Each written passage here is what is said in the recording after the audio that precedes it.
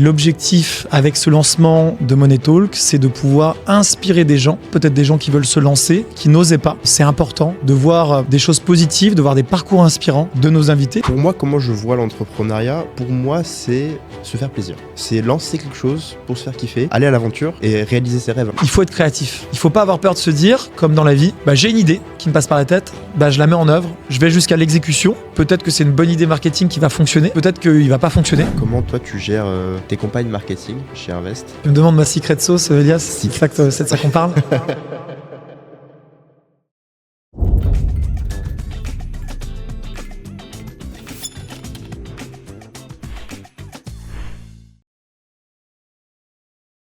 Bonjour à tous, bienvenue, Salut Elias. Bienvenue sur ce podcast Money Talk. Ici, de quoi on parle?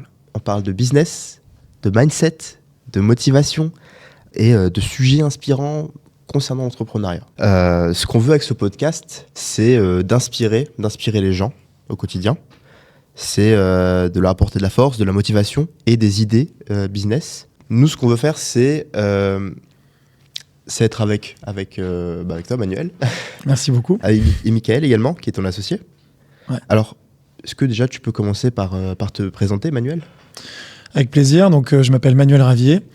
Je suis investisseur immobilier, entrepreneur. J'ai fondé un groupe d'entreprises autour de l'investissement immobilier, autour de la rénovation, autour de la gestion immobilière.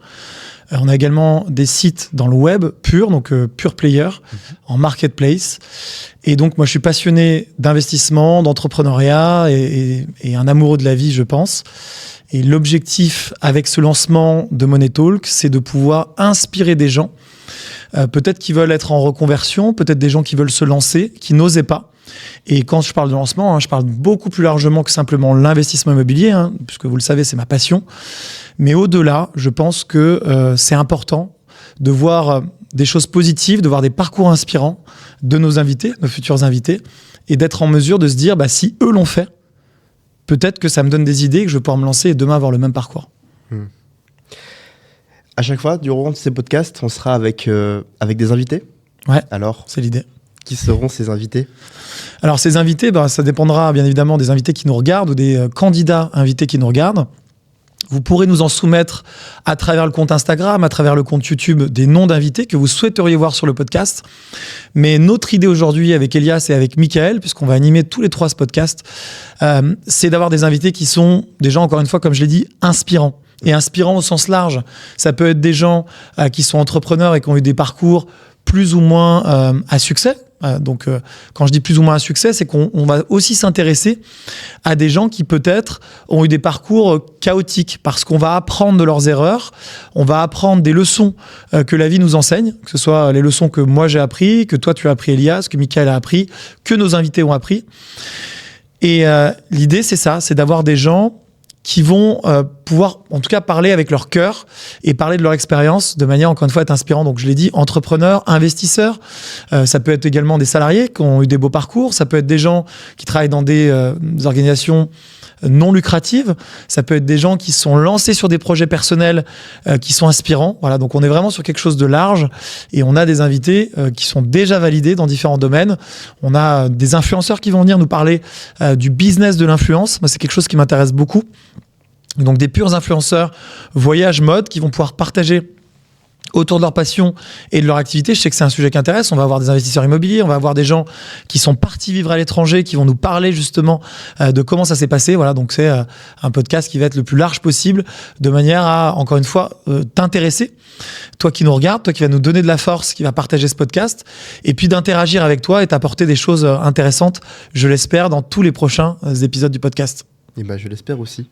Dis-moi, Manuel. Oui. À qui est-ce que ça s'adresse, ce podcast? C'est très large comme sujet.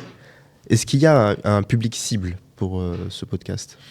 Alors, il n'y a pas de public cible au sens large, si ce n'est que le point commun que nous, on va rechercher chez tous nos auditeurs, chez tous les gens qui nous regardent sur YouTube, sur toutes les plateformes de podcast, ça va être cette passion pour la vie, pour les projets. Je dirais que le point commun, ça va être des gens qui vont avoir envie de se bouger, que ce soit dans l'entrepreneuriat, dans l'investissement, dans leurs projets perso, des gens qui vont avoir envie de faire des choses. Si ton but, c'est simplement de rester sur un canapé à manger du popcorn et à regarder la télé-réalité, Alors, je pense que tu t'intéresseras pas à Money Talk, tu seras pas forcément à destination du podcast, même si on sera très heureux de t'y accueillir, que tu puisses regarder les épisodes et peut-être que tu changes ton mindset, ton état d'esprit. Mais je dirais que c'est ça, le point commun, ça va être des étudiants qui se demandent ce qu'ils peuvent faire plus tard et qui vont prendre des idées et peut-être se lancer dans des projets qui peuvent être demain révolutionnaires ou apporter de la valeur à d'autres. Ça va être des gens qui se sont déjà lancés et qui veulent accélérer, qui veulent avoir des feedbacks sur la vie, sur des parcours, qui veulent avoir envie d'être inspirés quotidiennement. Ça va être des gens qui se disent que quand ils allument BFM, c'est bien, mais ils ont beaucoup de choses négatives sur BFM. On a tendance à communiquer à la télé, par exemple, beaucoup de choses hyper négatives. Donc nous, on va essayer d'apporter au contraire du positif et de l'inspiration. Et ça va être des gens qui vont avoir envie de mener des projets perso, je l'ai dit, ou pro, donc d'entreprendre, d'investir, de se lancer dans des projets non-profit, comme on dit en anglais, donc des projets d'association, d'aider les autres, de créer de la valeur et voilà, d'inspirer dans le futur. Donc voilà, c'est tout ça et c'est toutes ces personnes-là et j'espère que tu te reconnais si tu es déjà sur la chaîne Money Talk, qu'on a envie d'avoir sur le podcast. Et on voudra avoir vos feedbacks, c'est hyper important pour nous. Et on voudra que vous puissiez nous soumettre également des futurs invités pour ce podcast Money Talk. D'accord. Mais écoute, ce sera avec plaisir. Moi, pour ma part, c'est vrai que je me suis pas présenté. Moi, pour ma part, je m'appelle Elias Toiti. Je travaille pour Manuel. Et j'ai cette idée, cette volonté de me lancer dans une aventure entrepreneuriale dans un avenir proche, que j'espère un avenir proche. C'est pour moi comment je vois l'entrepreneuriat. Pour moi, peut-être que c'est quelque chose qui est propre à ma génération, mais pour moi, c'est se faire plaisir. C'est lancer quelque chose pour se faire kiffer. Et si ça rapporte des sous, c'est tant mieux. Mais si ça n'en rapporte pas, c'est pas la fin du monde.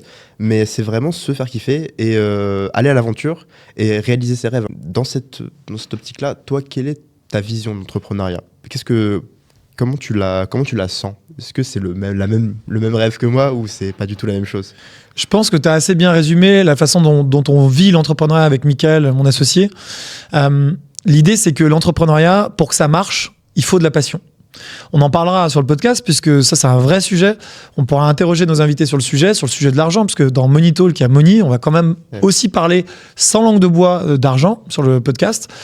Mais le vrai sujet d'entrepreneuriat, le vrai sujet de ceux qui se bougent, qui même dans l'investissement, c'est qu'en fait ils ont en général des motivations bien au-delà de l'argent. Gagner de l'argent pour gagner de l'argent, c'est pas quelque chose d'intéressant.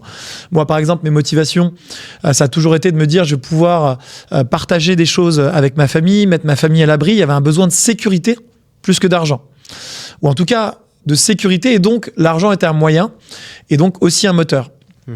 Le sujet également, quand on mène à bien des projets, et je le redis, que ce soit des projets entrepreneuriaux, personnels, non-profit, le sujet c'est que on veut réussir dans le projet, et comme le disait Warren Buffett, lui il expliquait qu'en fait l'argent ne l'intéressait pas et que l'argent était simplement une reconnaissance du fait qu'il avait réussi à être un bon investisseur.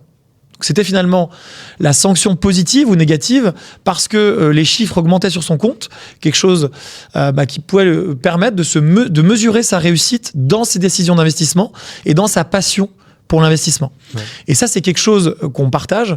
Moi, souvent, je dis à des jeunes entrepreneurs qui se lancent que s'ils le font uniquement pour l'argent, ça ne marchera pas. Nous, on fait de l'immobilier, par exemple, où on accompagne des investisseurs parce qu'on aime ça. On aime voir des projets se transformer, on aime voir des clients sécuriser leur famille, on aime apporter de la valeur. Et en fait, quand on est entrepreneur, quand on apporte de la valeur et que finalement la valeur est reconnue sur le marché et que ça fonctionne, eh bien, on va avoir un retour effectivement financier qui va arriver dans un second temps. Et on va pas se mentir non plus, on va pas faire de langue de bois, on est sur Money Talk. Exactement. Donc c'est agréable d'avoir de l'argent pour faire des choses et d'avoir de l'argent pour ne plus compter quand on fait les courses, pour voyager quand on a envie, pour s'acheter des beaux objets, des belles montres. Moi j'adore les montres, on peut en parler sur le podcast. S'acheter une belle voiture si c'est votre passion. C'est intéressant d'avoir de l'argent comme un moyen, mais il faut pas courir après. Parce que si on court après et que c'est la seule objectif, ça ne marche pas. C'est vrai que l'argent, c'est très important. Moi, je le vois comme un levier. C'est un moyen, plus qu'une finalité. Je suis pas non plus le mec le plus envieux de l'argent. C'est vrai que moi, je vois vraiment comme un moyen, comme tu l'as dit. Non, pas comme tu... Non, toi, tu m'as dit que c'est plus un indicateur de succès, c'est bien ça? Alors, quand on est investisseur et que c'est son métier, là, je parlais de Warren Buffett, lui, son job, c'est de faire de l'argent à partir d'investissements, à partir de ses décisions et de ses analyses. D'accord. Forcément, il va choisir des entreprises dans lesquelles investir. Si l'entreprise, il a fait un bon choix stratégique et qu'il a pris une bonne décision d'investissement, ses clients de son fonds d'investissement vont gagner de l'argent. Et donc, finalement, il est récompensé de ses décisions d'investisseur et il se dit, j'ai bien travaillé. Et il y a une satisfaction personnelle à avoir fait les bonnes analyses, à avoir sélectionné les bonnes entreprises. Et ça se mesure effectivement en retour sur investissement pour les investisseurs du fonds. D'accord. Et toi, mis à part la volonté de mettre la famille à l'abri, tu le vois comment l'argent? Alors c'est hyper intéressant. Le sujet sur l'argent, c'est qu'au début, quand on n'en a pas, c'est Money Talk. On est sur Money Talk, donc il faut en parler. Quand on n'a pas d'argent et qu'on démarre au tout début, on a tendance à se dire « Ah, si j'avais de l'argent, tout serait tellement différent. Si j'avais 100 000 euros sur mon compte, j'aurais une autre vie. » Et c'est pas forcément vrai, ça. Et c'est totalement faux. Quand on commence à en avoir assez, alors là, il faut avoir le luxe d'en avoir assez, mais quand on commence à en avoir assez pour ne plus avoir à compter et pour pouvoir faire tout ce qu'on a envie, et quand je dis tout ce qu'on a envie, je parle pas d'acheter une fusée ou d'acheter forcément une voiture à 1 million d'euros, mais suffisamment pour se dire, bah voilà, je peux voyager demain, sans compter, je peux partir où je veux dans le monde, dans une semaine. J'ai pas besoin de me dire je peux pas parce que je suis freiné par l'argent. J'ai assez pour ne pas compter, d'aller au restaurant quand je veux, sortir avec mes amis quand je veux, mettre, encore une fois, je l'ai dit, mettre ma famille à l'abri. Quand on en est là, à ces niveaux-là, et qu'on n'a pas peur d'en manquer demain, je pense que c'est déjà une réussite et qu'on a une certaine liberté financière. Si on a pris les bonnes décisions d'investissement, notamment avec l'immobilier, avec la bourse ou avec d'autres supports d'investissement, l'argent va travailler pour vous. Et finalement, moi aujourd'hui, avec le patrimoine immobilier que j'ai pu développer au fur et à mesure des années, je sais que je n'en manquerai plus. Il y a très peu de chances que je manque dans ma vie à nouveau d'argent puisque j'ai acheté des biens qui s'auto-payent. J'ai des locataires qui remboursent mes crédits chaque mois, qui m'en payent des loyers, les loyers remboursent les crédits. Et donc, je sais que j'ai un patrimoine qui travaille pour moi. Quoi qu'il se passe. Et c'est automatisé. Voilà. Quoi qu'il se passe, demain, j'aurai ce patrimoine au service de ma famille, au service de ma vie. Et donc, j'aurai a priori pas ce problème-là. Aujourd'hui, moi, mon goal, il est de me dire jusqu'où je peux aller à titre personnel dans l'entrepreneuriat, jusqu'où je peux aller dans mon patrimoine immobilier parce que je suis passionné d'immobilier et comment aussi je peux faire bénéficier les gens que j'aime et peut-être aider des personnes de ce que j'ai pu créer avec mes entreprises ou avec mes investissements. Voilà. Donc, quand on dépasse un stade où on n'a plus peur de manquer, en fait, on se dit c'est quoi le next step et on ne court plus a priori après l'argent parce qu'on en a déjà assez. Et c'est l'argent qui court pour toi. Exactement, c'est très bien dit. Et pour faire un parallèle avec ce qu'on a dit à l'instant sur le fait que avoir beaucoup d'argent, c'est pas non plus ce qui permettra de faire ce que tu veux. En marketing, j'avais étudié le fait que les plus grandes campagnes marketing, ce sont celles qui se font avec le moins de moyens. C'est la théorie du guérilla marketing. C'est quelque chose, c'est-à-dire avec une phrase, tu peux retourner le marché, tu peux faire un buzz. Je me souviens, Sixt, tu vois ce que c'est? Ouais, tout à fait. Ouais. Une super compagnie. D'ailleurs, je suis très impressionné par leur exécution. Là, si Sixt, vous me regardez, on pourrait faire venir peut-être sur le podcast. Ah, ça sera avec plaisir. Le fondateur, ou Rocco Siffredi qui représentait Sixt, c'est ça hein? Me semble. Si, ouais, c'est ça, dans les pubs. Et justement, un jour, ils ont fait une publicité qui était très pertinente avec l'ex-président de la République sur un scooter. Ah oui, tout à fait, je me rappelle de ça. Et juste ça fait un buzz incroyable. Et c'est juste une photo. Et c'est cette capacité de rebondir sur l'actualité et d'avoir le moins de moyens possible pour être le plus créatif possible. Et toi, je veux savoir quel est ton point de vue par rapport à ça? C'est vrai qu'à l'époque, j'ai eu la chance de rencontrer et de fréquenter des personnes de chez Iliad. Donc Iliad, c'est Free, l'opérateur mobile. C'était il y a une dizaine d'années quand on a lancé l'entreprise et j'avais rencontré son directeur de la communication à l'époque, de Xavier Niel. Et en fait, il y avait une toute petite équipe marketing et c'était assez impressionnant. Il m'avait expliqué l'organisation de Xavier Niel avec très peu finalement de hauts cadres, avec plus de responsabilités. Et là où, par exemple, un Bouygues Télécom avait, alors j'ai aucune idée du nombre de personnes dans l'équipe communication de Bouygues, mais Bouygues Télécom, je sais plus le ratio, on m'a dit il y avait, 30 personnes. En fait, il y avait un responsable marketing et ils sont arrivés d'ailleurs avec énormément de succès. À l'époque, c'est l'époque où ils ont beaucoup grandi. ils ont réussi effectivement à se faire une place forte sur le marché avec quasiment 0 budget marketing parce qu'ils adressaient le marché d'une façon différente, en positionnement prix, en positionnement communication. Donc ça rejoint tout à fait ce que tu dis. Moi, ce que je vois aussi, c'est que quand on démarre un projet, et ça peut peut-être intéresser tous nos auditeurs qui veulent se lancer dans l'entrepreneuriat, dans des projets, on a tendance à souvent être obligé de faire avec peu, et donc à le faire bien, à économiser les moyens. À l'inverse, on voit parfois des boîtes qui ont tendance à avoir beaucoup de fonds, à lever beaucoup de fonds. Je parle de toutes les startups au sens large. Et parfois, elles vont, parce qu'elles doivent aller vite aussi, cramer de l'argent avec énormément de personnes dans des pôles marketing, dans des campagnes de communication. Et l'argent a un impact, bien évidemment. Quand on affiche partout dans les gares pour une banque en ligne, par exemple, on va avoir de la visibilité. Mais est-ce que l'argent est bien utilisé? Est-ce qu'il est efficient? Est-ce qu'il y a de l'efficience dans la campagne de communication? Pas toujours. Parfois, on a tendance à surinvestir pour un retour sur investissement qui va être supérieur à si on n'avait rien, si on n'avait pas de support. Mais on va mal investir par rapport à des entrepreneurs qui vont mieux utiliser l'argent parce qu'ils ont moins de moyens. Ça rejoint tout à fait ce que tu dis. D'accord. Okay. On a toujours été, dans notre groupe investissement locatif, on a toujours été frugaux, je pense qu'on dit, sur les investissements. C'est-à-dire que chaque euro investi, comme c'est notre capital, qu'on n'a pas ouvert le capital de l'entreprise, doit être bien investi. On doit essayer de se dire, est-ce qu'on va avoir du retour? Est-ce qu'on va être profitable? Et je pense que quand on lance une entreprise, c'est quand même sain de se dire, on le voit d'autant plus en 2024, avec tous les sujets de la crise économique en cours, notamment pour les startups, on voit que c'est important aujourd'hui d'avoir une boîte où on a quand même un objectif que l'entreprise gagne de l'argent et où on se dit, est-ce que l'argent que j'investis est bien investi? C'est vrai, c'est super important. Et je voulais rebondir là-dessus sur comment toi tu gères tes campagnes marketing chez Invest. Tu me demandes ma secret sauce, Elias? C'est de ça qu'on parle? Non, c'est pour revenir sur parce qu'effectivement, tu es d'accord avec cette idée de créativité qu'il faut avoir, plus que des moyens. Et justement, c'est un levier immense pour lancer une campagne qui va être fulgurante. Comment toi tu fais? Je n'ai pas la prétention d'avoir lancé des campagnes fulgurantes déjà, donc je suis peut-être pas le mieux placé pour en parler, mais on posera la question à nos invités, nos futurs invités. Je dirais que en marketing, plus que partout ailleurs, parce que moi, c'est ce que je gère au sein du groupe investissement locatif, il faut être créatif. Il faut avoir des idées. Il ne faut pas avoir peur de se dire, comme dans la vie, j'ai une idée qui me passe par la tête, je la mets en œuvre, je vais jusqu'à l'exécution. Peut-être que c'est une bonne idée marketing qui va fonctionner. Peut-être que ce canal que je teste, il va fonctionner. Peut-être qu'il ne va pas fonctionner. Donc, je fais un test, ce qu'on appelle un POC, un Proof of Concept. On va tester la campagne avec un petit budget. Si ça marche et qu'on a de la traction, donc si on a du retour, on se dit qu'on va la lancer. Et si c'est pas le cas, qu'on a eu une idée qui peut-être était belle sur le papier, comme c'est souvent le cas en marketing, et qui ne fonctionne pas, on va tout simplement passer à l'idée suivante et essayer de développer l'idée suivante. Donc on essaye toujours d'avoir des idées, d'écouter les autres. On a énormément de gens avec qui on travaille, nous, sur le market, sur les différents leviers. Et moi, j'aime bien leur demander leurs idées régulièrement. Parce qu'il ne faut pas croire qu'on sait tout soi-même. La capacité d'un entrepreneur, au sens large, encore une fois, de quelqu'un qui entreprend des projets, c'est la capacité... Comment ? C'est de s'entourer. C'est de s'entourer et c'est d'être capable d'écouter les idées des autres.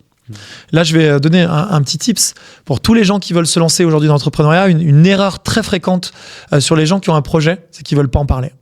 J'ai fait cette erreur à l'époque. On se dit, j'ai un projet d'entreprise, j'ai bien évidemment la meilleure idée du monde, on en est convaincu et il faut que vous en soyez convaincu. C'est très important.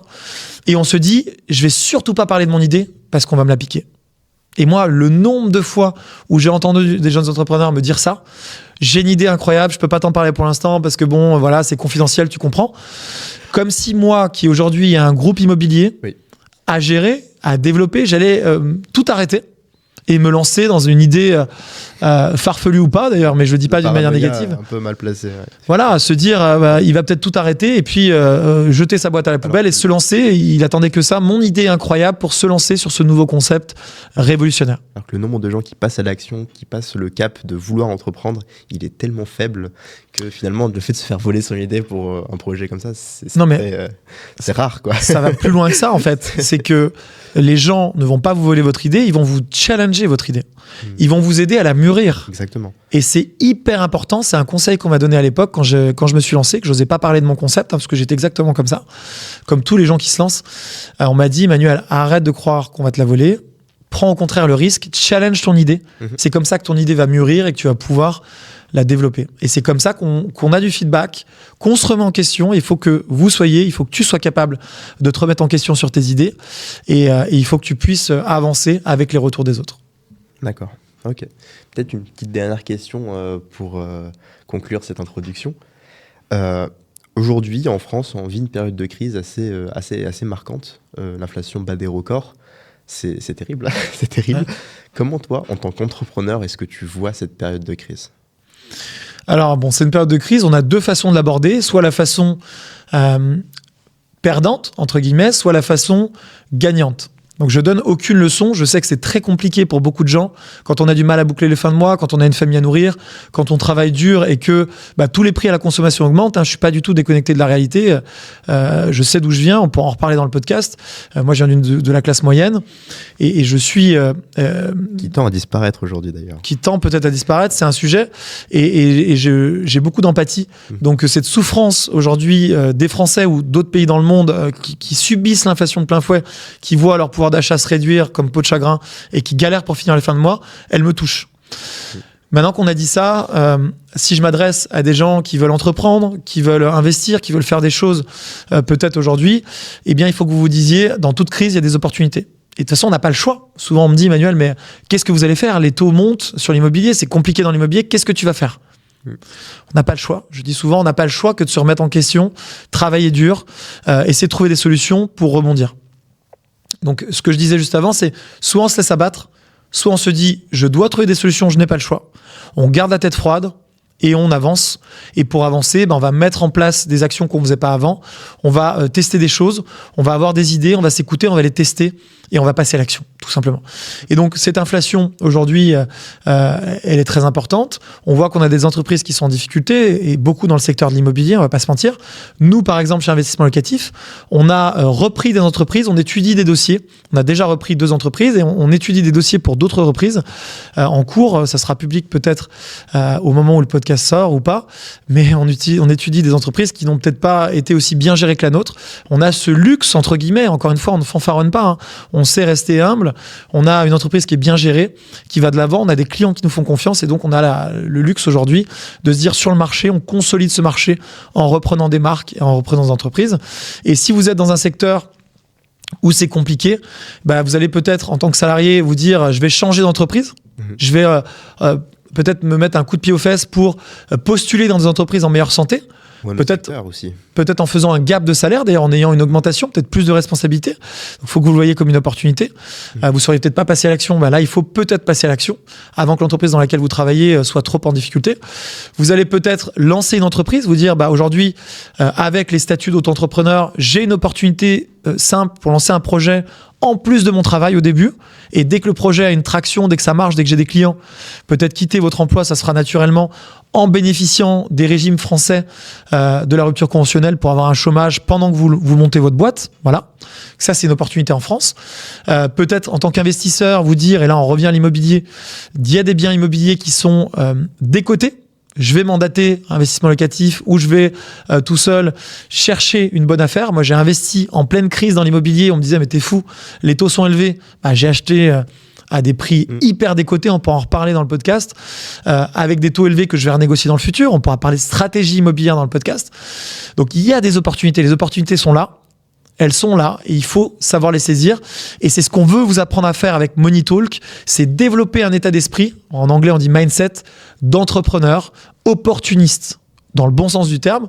C'est-à-dire qu'il y a des opportunités qui se présentent à vous dans la vie, à titre personnel, à titre professionnel. Moi, ce que je veux avec Money Talk, c'est que demain, grâce au témoignage de nos invités, vous soyez en mesure de saisir les prochaines opportunités qui se présentent à vous parce que vous aurez travaillé, musclé votre état d'esprit entrepreneurial grâce à nos invités et grâce à nos échanges.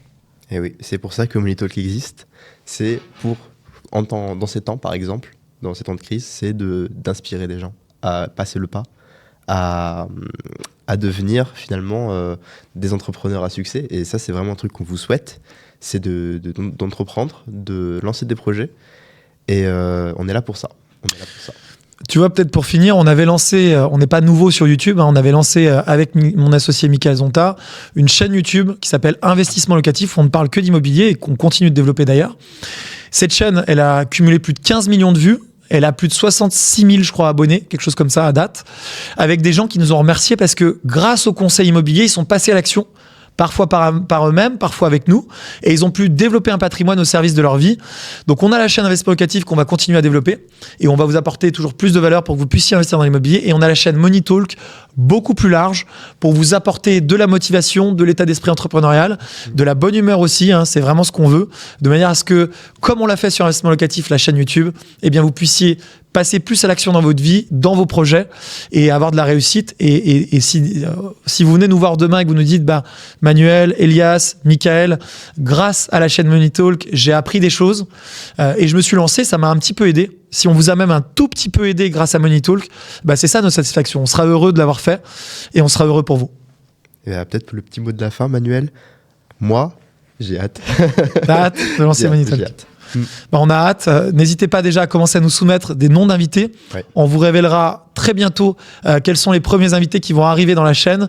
Je vous l'ai dit, des entrepreneurs, des influenceurs, des gens qui peut-être ont travaillé dans des associations, qui ont monté des projets personnels. Toute personne qui a un parcours inspirant nous inspire et on veut qu'ils soient sur la chaîne. Donc citez-nous des noms dans les commentaires et on se retrouve bientôt sur Money Talk. À bientôt.